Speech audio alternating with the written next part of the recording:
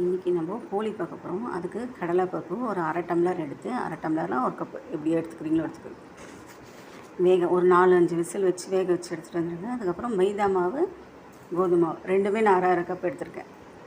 அதிலே ஒரு சிட்டிகை உப்பு, கொஞ்சமாக மஞ்சள்தூள் போட்டு கொஞ்சம் தண்ணி விட்டு நல்லா தளர பிசைஞ்சுக்கணும். நல்லா பிசைஞ்சு கொஞ்சம் மேலே எண்ணெயும் விட்டு நல்லா மூடி போட்டு மூடி வச்சிடலாம்.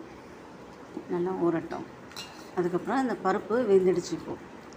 இதை நம்ம மிக்சியில் போட்டோம் அரைச்சி எடுத்துகிட்டு வந்துடலாம் வடிகட்டிட்டு.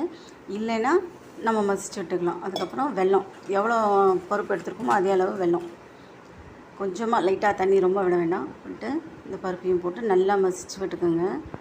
நீங்கள் மிக்சியில் அரைச்சி எடுத்துகிட்டு வந்திருந்தீங்களா இவ்வளோ ரொம்ப கஷ்டப்பட வேண்டாம். மிக்சியிலே கூட அரைச்சிட்டு வந்துடுங்க. இந்த மாதிரி நல்லா அரைச்சி எடுத்ததுக்கப்புறம் நல்லா திரண்டு வரும். அதுக்கப்புறம் தேங்காவையும் அதில் போட்டுட்டு ஏலக்காவும் கொஞ்சம் போட்டுக்கோங்க.